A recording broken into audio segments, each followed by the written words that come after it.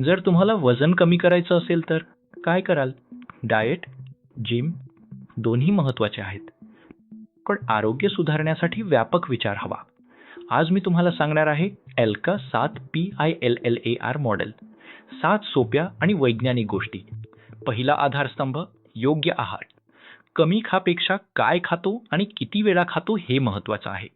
आहारात भाज्या, डाळी आणि प्रथिनांचा समावेश करा.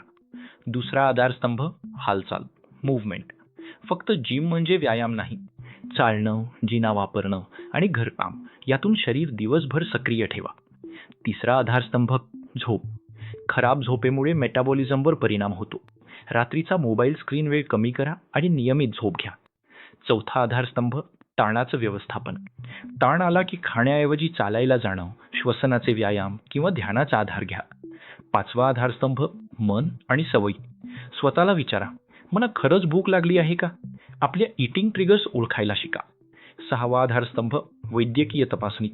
डॉक्टर तुमचा BMI, साखर आणि इतर बाबी तपासून अँटी ओबेसिटी औषधं किंवा सर्जरी यांसारखे योग्य उपचार सुचवू शकतात.